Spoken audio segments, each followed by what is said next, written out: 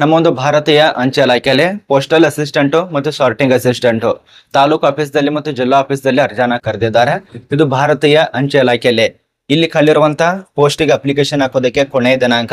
ಇಲ್ಲಿ ಡೇಟ್ ನೋಡಿ 29/5/2026 ಮುಂಚಿತವಾಗಿನೇ ಅಪ್ಲಿಕೇಶನ್ ಹಾಕ್ಬೇಕು. ಇಲ್ಲಿ 10ನೇ ಪಾಸ್ ಆದರು, ಸೆಕೆಂಡ್ PUC ಪಾಸ್ ಆದರು, ಮತ್ ನೀವೇನಾದ್ರೂ ಯಾವುದೇ ಡಿಗ್ರಿ ಪಾಸ್ ಆಗಿದೆ ಅಂದ್ರೂ ಕೂಡ ಅಪ್ಲಿಕೇಶನ್ ಹಾಕ್ಬಹುದು. ಆದ್ರೆ ಒಂದು ಮುಖ್ಯವಾಗಿರುವಂತ ರೂಲ್ಸ್ ಇದೆ. ಆ ರೂಲ್ಸ್ ಏನು, ಈ ಒಂದು ಪೋಸ್ಟ್ ಬಗ್ಗೆ ಏನೆಲ್ಲ ಡೀಟೇಲ್ಸ್ ಕೊಟ್ಟಿದ್ದಾರೆ, ಮತ್ತೆ ಎಕ್ಸಾಮ್ ಇರುತ್ತಾ ಇಲ್ಲ, ಮತ್ತೆ ಯಾವ ಒಂದು ರಾಜ್ಯದಲ್ಲಿ ಕೆಲಸ ಇದೆ, ಎಲ್ಲ ಮಾಹಿತಿ ಇರತ್ತೆ. ನಾನು ಈಗಲೇ ತಿಳಿಸ್ಕೊಡ್ತಾ ಇದ್ದೇನೆ.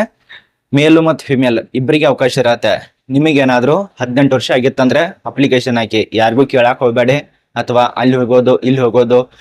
ಒಂದು ಸರಿ ನಿಮ್ಮ ಒಂದು ಆಧಾರ್ ಕಾರ್ಡ್ ನಲ್ಲಿ ನಿಮ್ಮ ವಯಸ್ಸು ಆಗಿದೆ ಇಲ್ಲ ಅಂತ ಚೆಕ್ ಮಾಡ್ಕೊಳ್ಳಿ.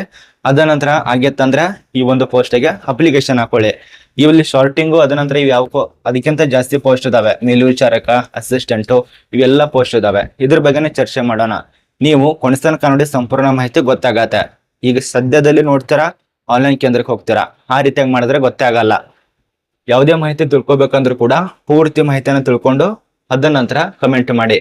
ಬನ್ನಿ ಒಂದೊಂದು ತಿಳಿಸ್ಕೊಡ್ತಾನೆ ನೋಡಿ. ಅಧಿಕೃತವಾಗಿ ಈ ಒಂದು ನೋಟಿಸ್ ಆಗಿರೋದು, ನಿಮಗೆ ನೋಟಿಸ್ ಆಗಿರುವಂತ ಮಾಹಿತಿನೇ ತಿಳಿಸ್ಕೊಡ್ತಾ ಇರೋದು. ಇಲ್ಲಿ ನೋಡಿ, ನೋಟಿಸ್ ಆಗಿರುವಂತ ದಿನಾಂಕ 11/5/2026 ನೋಟಿಸ್ ಆಗಿದೆ. ಮತ್ತೆ ಅರ್ಜಿ ಸಲ್ಲಿಸುವಂತ ಇಲ್ಲಿ ಕೆಲವು ಡೇಟ್ ಅನ್ನ ಕೊಟ್ಟಿದ್ದಾರೆ ನೋಡಿ. ಮೊದಲನೇದಾಗಿ ನೋಟಿಸ್ ಆಗಿರುವಂತ ಡೇಟು ಮತ್ತು ಅರ್ಜಿ ಪ್ರಾರಂಭ ಡೇಟು ಅದೇ ಈ ಒಂದು ಪೋಸ್ಟ್ ಆಫೀಸ್ದಲ್ಲಿ ಅದೇ. ಅದ ನಂತರ ಕೊನೆಯ ದಿನಾಂಕ 29/5/2025 ಈ ಒಂದು ದಿನಾಂಕನ ನೆನಪಿಟ್ಟುಕೊಳ್ಳಿ. ಅದು ಕೊನೆಯ ದಿನಾಂಕ ಅಂದ್ರೆ ಲಾಸ್ಟ್ ಡೇಟು. ಇಲ್ಲಿ ಇನ್ನೊಂದು ಪ್ರಮುಖವಾಗಿರುವಂತ ಮಾಹಿತಿ ತಿಳಿಸ್ಕೊಟ್ಟಿದ್ದಾರೆ. ಇದು 4ನೇ ತಾರೀಕು 4/6/2026 ಈ ಒಂದು ದಿನಾಂಕ ಏನಪ್ಪಾ ಅಂದ್ರೆ ಆಫೀಸಿಗೆ ನಿಮ್ಮ ಒಂದು ಅಪ್ಲಿಕೇಶನ್ ಪರಿಶೀಲನೆ ಮಾಡಿ ಅದನ್ನ ಕಳಿಸ್ಕೊಡ್ತಾರೆ. ಎಲ್ಲಿ ರೀಜನ್ ಆಫೀಸ್ಗೆ ಕಳಿಸ್ಕೊಡ್ತಾರೆ. ಆ ಒಂದು ದಿನಾಂಕ 4/6/2026. ಅದ ನಂತರ ಇನ್ನೊಂದು ಡೇಟ್ ಇದೆ 9/6/2026. ಇದನ್ನ ಏನಂತ ಕೇಳ್ಬೋದು ತುಂಬಾ ಜನ. ಈ ಒಂದು ದಿನಾಂಕ ಏನಪ್ಪಾ ಅಂದ್ರೆ ಇದು ಕೂಡ ಸೇಮ್ ಹಂಗೇನೆ. ಮತ್ತು ಕೊನೆಯದಾಗಿ 16/6/2026 ಇದೆಲ್ಲ, ಇದು ನಿಮ್ಮ ಒಂದು ಎಕ್ಸಾಮ್ದು ಅಡ್ಮಿಟ್ ಕಾರ್ಡ್ ಡೌನ್ಲೋಡ್ ಮಾಡ್ಕೊಳ್ಳೋದು, ರಿಲೀಸ್ ಮಾಡುವಂತ ಡೇಟು. ಮತ್ತು ಕೊನೆಯದಾಗಿ ಎಕ್ಸಾಮ್ ಇರೋದು 21/6/2026 ಎಕ್ಸಾಮ್ ಕೊಟ್ಟಿದ್ದಾರೆ. ಈ ಒಂದು ಎಕ್ಸಾಮ್ ಸೆಂಟರ್ ಇರ್ತಾವಲ್ಲ, ಆ ಒಂದು ಎಕ್ಸಾಮ್ ಸೆಂಟರ್ದಲ್ಲಿ ಬೆಳಗ್ಗೆ 10 ಗಂಟೆಗೆ ಒಳಗಾಗಿ ನೀವು ಹಾಜರಾಗಬೇಕಾಗತ್ತೆ. ನೋಡಿ, ಇದು ದಿನಾಂಕ ಬಗ್ಗೆ ಸಂಪೂರ್ಣ ಮಾಹಿತಿ. ಈ ಒಂದು ಪೋಸ್ಟಿಗೆ ಪರೀಕ್ಷೆ ಇರತ್ತೆ. ಪರೀಕ್ಷೆ ಇಲ್ಲ ಅಂತಲ್ಲ, ಪರೀಕ್ಷೆ ಇದೆ. ಪರೀಕ್ಷೆಯಲ್ಲಿ ಯಾರ್ಯಾರು ಪಾಸ್ ಆಗ್ತಿರಲ್ಲ ಅಂತವ್ರನ್ನ ಮಾತ್ರ ಆಯ್ಕೆ ಮಾಡ್ತಾರೆ. ಯಾವ ಪೋಸ್ಟು ಏನು ಅಂತ ನಿಮಗೆ ಗೊತ್ತಾಗತ್ತೆ. ಇಲ್ಲಿ ನೋಡಿ ಯಾವ್ಯಾವ ಪೋಸ್ಟ್ ಇದಾವೆ. ಮೊದಲನೇದಾಗಿ ಶಾರ್ಟಿಂಗ್ ಅಸಿಸ್ಟೆಂಟು. ಇಲ್ಲಿ ನೋಡಿ ರೈಲ್ವೆ ಮೇಲ್ ಸರ್ವಿಸ್ ಅಂತ ಕೊಟ್ಟಿದ್ದಾರೆ. ಅದೇ ರೀತಿಯಾಗಿ postal assistant, post office service ಅಂತ ಕೊಟ್ಟಿದ್ದಾರೆ. ಮತ್ತು ಪೋಸ್ಟಲ್ ಅಸಿಸ್ಟೆಂಟ್ ಅಲ್ಲೇನೆ ಸರ್ಕಲ್ ಆಫೀಸು ಮತ್ತು ರೀಜನ್ ಆಫೀಸರ್ಸು ಈ ಒಂದು ಪೋಸ್ಟ್ ಖಾಲಿ ಇರತ್ತೆ. ಇದೆಲ್ಲಿ ಖಾಲಿ ಇರತ್ತೆ ಅದ ನಂತರ ತಿಳಿಸ್ಕೊಡ್ತಾನೆ. ಈ ಒಂದು ಪೋಸ್ಟ್ ಬಗ್ಗೆ ಕೆಲವು ನಿಯಮ ಕೊಟ್ಟಿದ್ದಾರೆ. ಡಿವಿಷನ್ ಯಾವ್ಯಾವ ಒಂದು ಡಿವಿಷನ್ ಇದಾವೆ ಅದ್ರ ಬಗ್ಗೆ ಡೀಟೇಲ್ಸ್ ಮಾಹಿತಿ ಇರತ್ತೆ.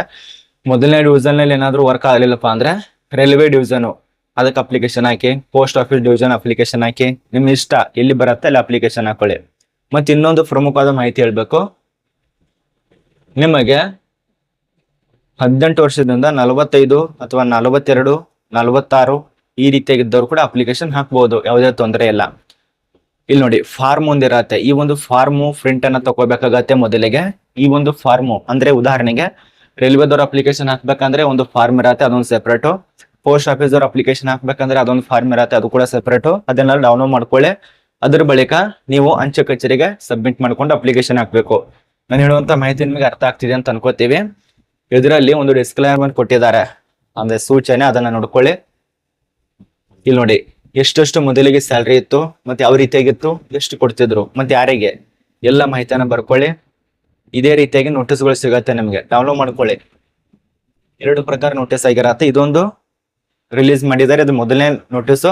ಇನ್ನು ಎರಡನೇದಾಗಿ ಇನ್ನೊಂದು ರಿಲೀಸ್ ಮಾಡಿದ್ದಾರೆ. ಒಂದ್ ನಿಮಿಷ ನಿಮ್ಗೆ ತೋರಿಸ್ತೇನೆ.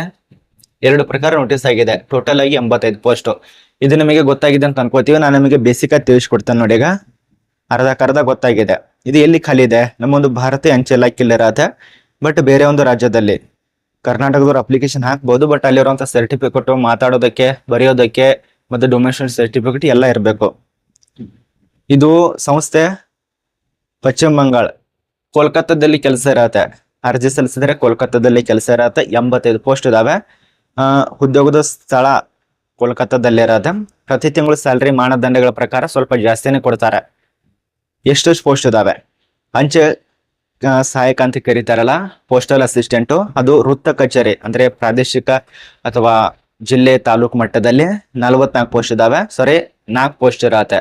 ತಾಲೂಕಾ ಮತ್ತು ಈ ರೀತಿಯ ಪ್ರಾದೇಶಿಕ ಕಚೇರಿಗಳಲ್ಲಿ ಅಂಚೆ ಸಹಾಯಕ ಅಂತೇಳಿ 4 ಪೋಸ್ಟ್ ಇದಾವೆ. ಅದರಲ್ಲಿ ಇನ್ನೊಂದು ಬರತ್ತೆ ಅಂಚೆ ಸಹಾಯಕರು, ಅಂಚೆ ಕಚೇರಿಯಲ್ಲಿ ಕೆಲಸ, 44 ಪೋಸ್ಟ್ ಇರತ್ತೆ. ವಿಂಗಡಣಾ ಸಹಾಯಕರು, ವಿಂಗಡಣಾ ಸಹಾಯಕ ಅಂದ್ರೆ ಸಾರ್ಟಿಂಗ್ ಅಸಿಸ್ಟೆಂಟ್. ಈ ಒಂದು ಸಾರ್ಟಿಂಗ್ ಅಸಿಸ್ಟೆಂಟು 37 ಪೋಸ್ಟ್ ಇದಾವೆ. ಹೀಗೇನೆ ಟೋಟಲ್ ಆಗಿ 85 ಪೋಸ್ಟ್ ಇರತ್ತೆ. ಮತ್ತೆ ಇದಕ್ಕೆ ವಿದ್ಯಾರ್ಹತೆ ಏನಾಗಿರ್ಬೇಕು ನಾನು ಮುಂಚಿತವಾಗನೇ ತಿಳಿಸ್ಕೊಟ್ಟಿದ್ದೇನೆ. ಸೆಕೆಂಡ್ PUC ಆದವ್ರು ಅಪ್ಲಿಕೇಶನ್ ಹಾಕಿ, ಅನುಭವದವ್ರು ಅಪ್ಲಿಕೇಶನ್ ಹಾಕಿ. ಒಂದು ಸಾರಿ ಲೆಕ್ಕಾಚಾರ ಮಾಡ್ಕೊಳ್ಳಿ, ನಿಮಗೆ ಹಿಂದ್ಗಡೆ ಏನಾದ್ರು ಅನುಭವ ಇದೆಯಾ ಅಥವಾ ಇಲ್ಲ, ಈಗಾಗಲೇ ಕೆಲಸ ಮಾಡ್ತಿರೋರು ಅವ್ರ ಅಪ್ಲಿಕೇಶನ್ ಹಾಕಿ. ಸೆಕೆಂಡ್ PUC, ಡಿಗ್ರಿ ಇತ್ಯಾದಿಗಳು ಆಗಿರ್ಬೇಕು. ವಯೋಮಿತಿ ಗರಿಷ್ಠ 40 ವರ್ಷ ಕೊಟ್ಟಿದ್ದಾರೆ. ನಾನು ಆಗಲೇ ತಿಳಿಸ್ಕೊಟ್ಟನಲ್ಲ ಮಧ್ಯದಲ್ಲಿ ವಿಡಿಯೋ, 40 ವರ್ಷ ಇರತ್ತೆ. ಅದ್ರ ಬಳಿಕ ಆಫ್ಲೈನ್ ಅಲ್ಲಿ ಅರ್ಜಿ ಸಲ್ಲಿಸೋದ್ರಿಂದ ಕೆಲವು ವಿಳಾಸ ಬೇಕಾಗತ್ತೆ. ಆ ಒಂದು ವಿಳಾಸ ನೋಡಿ, ಪಶ್ಚಿಮ ಬಂಗಾಳ ವೃತ್ತದ ಕೋಲ್ಕತ್ತಾ 7012 ಇದು ಪಿನ್ ಕೋಡ್ ಆಗಿರತ್ತೆ. ಈ ಒಂದು ಪೋಸ್ಟ್ ಆಫೀಸ್ ಮುಖ್ಯ ಪೋಸ್ಟ್ ಮಾಸ್ಟರ್ ಜನರಲ್ ಕಚೇರಿ ಇಲ್ಲಿಗೆ ಸಲ್ಲಿಸಬೇಕಾಗತ್ತೆ. ಪ್ರಮುಖ ಡೇಟ್ ಬಗ್ಗೆ ಈಗಾಗಲೇ ಗೊತ್ತಿದೆ. ಇಷ್ಟು ಇದ್ರ ಬಗ್ಗೆ ಮಾಹಿತಿ. ಇನ್ನು ನಾನು ನಿಮಗೆ ಪರೀಕ್ಷೆ ಇದಾವಲ್ಲ, ಆ ಒಂದು ಪರೀಕ್ಷೆಯ ಕೆಲವೊಂದು ಪಠ್ಯ ಕ್ರಮದ ಬಗ್ಗೆ ಮಾಹಿತಿನ ತಿಳಿಸ್ಕೊಡ್ತೇನೆ, ಯಾವ ರೀತಿಯಾಗಿ ಏನು ಅಂತ ಅಂತೇಳಿ. ಇಲ್ಲಿ ನಾನು ನಮಗೆ ಹಿಂದ್ಗಡೆ ಬೋರ್ಡಲ್ಲಿ ತಿಳಿಸಕ್ಕಾಗಲ್ಲ, ಬಟ್ ಎಷ್ಟು ತಗೊಂಡ್ರೆ ಪಾಸು, ಎಷ್ಟು ತಗೋಬಹುದು, ಮತ್ತೆ ಯಾವ ರೀತಿಯಾಗಿರತ್ತೆ ಅದ್ರ ಬಗ್ಗೆ ಸ್ವಲ್ಪ ಕ್ಲೂನ ತಿಳಿಸ್ಕೊಡ್ತೇನೆ. ಪೋಸ್ಟ್ ಬಗ್ಗೆ ಎಲ್ಲ ಗೊತ್ತಾಗಿದೆ ನೋಡಿ. 2 ಪ್ರಕಾರ ಪರೀಕ್ಷೆ ನಡೆಸ್ತಾರೆ. ಮೊದಲನೇ ಪರೀಕ್ಷೆ ಬೇರೆ, ಎರಡನೇ ಪರೀಕ್ಷೆ ಬೇರೆ, ಮತ್ತು ಕಂಪ್ಯೂಟರ್ ಆಧಾರ ಪರೀಕ್ಷೆ ಬೇರೆ. ಮೊದಲನೇ ಪರೀಕ್ಷೆಯಲ್ಲಿ ಪ್ರಕಾರ ಯಾವುದು? ಗರಿಷ್ಠ ಅಂಕ, ಅವಧಿ, ಭಾಷೆ. ಅದನ್ನ ನೋಡೋಣ. ಮೊದಲನೇ ಪರೀಕ್ಷೆಯಲ್ಲಿ ಇದೇನು ಪೋಸ್ಟಲ್ ಅಸಿಸ್ಟೆಂಟು, ಅದ ನಂತರ ಶಾರ್ಟಿಂಗ್ ಅಸಿಸ್ಟೆಂಟು, ರೈಲ್ವೆ ಅಭ್ಯರ್ಥಿಗಳಿಗೆ ಈ ಒಂದು ಅಸಿಸ್ಟೆಂಟು, ಅದಕ್ಕೆ ಸಂಬಂಧಪಟ್ಟಂತ ಹೇಳ್ತಾ ಇರೋದು. ಒಟ್ಟಾರೆ ಪೋಸ್ಟ್ ಆಫೀಸ್ ಇಲಾಖೆಯಲ್ಲಿ ಮಾಹಿತಿ ಬಗ್ಗೆ. ಸ್ಪರ್ಧಾತ್ಮಕ ಪರೀಕ್ಷೆ ಇರತ್ತೆ. ಮೊದಲನೇ ಪತ್ರಿಕೆ ಅದು ಗರಿಷ್ಠ ಅಂಕ 100 ಇರತ್ತೆ. 2 ಭಾಗದಲ್ಲಿ ಒಳಗೊಂಡಿರತ್ತೆ. ಅವಧಿ 120 ನಿಮಿಷ ಕೊಟ್ಟಿರ್ತಾರೆ. ದ್ವಿಭಾಷೆ ಅಂದ್ರೆ ಕನ್ನಡದಲ್ಲಿಲ್ಲ, ಹಿಂದಿ ಮತ್ತು ಇಂಗ್ಲಿಷ್ ನಲ್ಲಿ ಕೊಟ್ಟಿರ್ತಾರೆ. ಎರಡನೇ ಪತ್ರಿಕೆ ಇದರಲ್ಲಿ ಕಂಪ್ಯೂಟರ್ ಡೇಟಾ ಬೇಸ್ಡ್ ಮೇಲೆ ಒಂದು ಪರೀಕ್ಷೆ ಇಟ್ಟಿರ್ತಾರೆ. 25 ಅಂಕ ಇರ್ತವೆ ಮತ್ತು 15 ನಿಮಿಷಗಳ ಕಾಲಾವಕಾಶ ಕೊಟ್ಟಿರ್ತಾರೆ. ಅದು ಕಂಪ್ಯೂಟರ್ ಬೇಸ್ಡ್ ಮೇಲೆ CBT ಟೆಸ್ಟ್ ಮೂಲಕ ಆಯ್ಕೆ ಮಾಡ್ತಾರೆ. ಇನ್ನು ಕನಿಷ್ಠವಾಗಿ ಎಷ್ಟೆಷ್ಟು ತಗೊಂಡ್ರೆ ಪಾಸ್ ಆಗ್ತಾರ ಅಂದ್ರೆ, ಈಗ ಉದಾಹರಣೆಗೆ ಹೇಳೋದಾದ್ರೆ ಒಂದೊಂದು ಲಿಮಿಟ್ ಇರ್ತಾವೆ, ಎಲ್ಲದಕ್ಕೂ ಒಂದೊಂದು ಲಿಮಿಟ್. ಇಲ್ಲಿ ನೋಡಿ, ಕೋಲ್ಕತ್ತಾದಲ್ಲಿ ಕೆಲಸ ಇದೆ. ಇದು ಒಂದು ಲಿಮಿಟ್. ಈಗ 35 ತಗೊಂಡ್ರೇನೆ ಪಾಸು ಸೆಕೆಂಡ್ PUC ಅಲ್ಲಿ. SSLC ಅಲ್ಲಿ 35 ತಗೊಂಡ್ರೇನೆ ಪಾಸು, 32 ತಗೊಂಡ್ರೇನೆ ಪಾಸು. ಈ ರೀತಿಯ ಲಿಮಿಟ್ ಇದಾವಲ್ಲ, ಅದೇ ರೀತಿ ಇದಕ್ಕೂ ಕೂಡ ಒಂದು ಲಿಮಿಟ್ ಕೊಟ್ಟಿದ್ದಾರೆ. ಇಲ್ಲಿ ಸಾಮಾನ್ಯ ಅಭ್ಯರ್ಥಿ OBC EWS ಅವರಿಗೆ ಪ್ರತಿ ಪತ್ರಿಕೆಯಲ್ಲಿ 40% ಆಗಲೇಬೇಕಾಗತ್ತೆ. ಪತ್ರಿಕೆ 1ರಲ್ಲಿ 40% ಆದ್ರೆ ಪಾಸ್ ಆಗ್ತೀರಾ. ಇನ್ನು ಎರಡನೇದಾಗಿ ಪೇಪರ್ 3 ಅಂದ್ರೆ ಕಂಪ್ಯೂಟರ್ದಲ್ಲಿ 75% ಆಗ್ಬೇಕು, ಪಾಸ್ ಆಗ್ತೀರಾ. ಇನ್ನು SC/ST ವರ್ಗದವರಿಗೆ ಮೊದಲನೇ ಪತ್ರಿಕೆಯಲ್ಲಿ 33% ಆದ್ರೂ ಪಾಸ್ ಆಗ್ತೀರಾ. ಅದೇ ಎರಡನೇ ಪತ್ರಿಕೆಯಲ್ಲಿ 60% ಆಗಿರ್ಬೇಕು. ಮತ್ತು ವಿನಾಯಿತಿ ಈ ಒಂದು PWD ಕೌಶಲ್ಯ ಅಭ್ಯರ್ಥಿಗಳಿಗೆ ಅದು ಕೂಡ ಸೇಮ್ SC/ST ವರ್ಗದವ್ರು ಯಾವ ರೀತಿ ಆಗಿದಲ್ಲ ಅದೇ ರೀತಿಯಾಗಿ ಪ್ರತಿ ಪತ್ರಿಕೆಯಲ್ಲಿ 33 ಅಂಕ ಅಲ್ಲ ಪರ್ಸೆಂಟೇಜು. ಇನ್ನು 60 ಎರಡನೇ ಪತ್ರಿಕೆಯಲ್ಲಿ ಸೇಮ್, ಅದು ಕೂಡ ಇದು ಕೊಟ್ಟಿದ್ದಾರೆ ನೋಡಿ ಸ್ನೇಹಿತರೆ. ಈಗ ನಾನು ನಿಮಗೆ ತಿಳಿಸ್ಕೊಟ್ಟಿರುವಂತ ಮಾಹಿತಿ ಎಲ್ಲ ಗೊತ್ತಾಗಿದೆ ಅಂತ ಅನ್ಕೋತೀವಿ. ಇದು ಯಾವುದೇ ರೀತಿ ನಾನು ಗೋಳ ಬಗ್ಗೆ ತಿಳಿಸ್ಕೊಡ್ತಾ ಇಲ್ಲ. MTS ದವರು, ಈ ಒಂದು ರೈಲ್ವೆ ಸರ್ವಿಸ್ದವರು, ಈಗಾಗಲೇ ಕೆಲಸ ಮಾಡ್ತಿರೋರು, ಹಾಗೂ ರೀಜನ್ದವರು ಮತ್ತೆ ಫ್ರೆಶರ್ದವರು ತಕ್ಕಂತೆ ನಿಮ್ಗೆ ಏನಾದ್ರು ಇಷ್ಟ ಇತ್ತಂದ್ರೆ ಮಾತ್ರ ಅಪ್ಲೈ ಮಾಡಿ. ಅಥವಾ ಏನಾದ್ರು ಡೌಟ್ ಇದ್ರೆ ಇದನ್ನ ಸ್ಕ್ರೀನ್ಶಾಟ್ ತಕೊಳ್ಳಿ. ಇದನ್ನ ಸ್ಕ್ರೀನ್ಶಾಟ್ ತಕೊಂಡು ನಂಗೆ ಡೈರೆಕ್ಟ್ ಆಗಿ ಮೆಸೇಜ್ ಮಾಡಿ, ನಾನು ಇದಕ್ಕೆ ಸಂಬಂಧಪಟ್ಟಂತೆ ಫುಲ್ ನೋಟಿಸ್ ಅನ್ನ ಕಳಿಸ್ಕೊಡ್ತೇನೆ. ಇದು ನೋಡಿ 2 ನೋಟಿಸ್ ಆಗಿರತ್ತೆ. ಇದು ಮೊದಲನೇ ನೋಟಿಸ್, ಎರಡನೇ ನೋಟಿಸ್ ನೋಡಿ.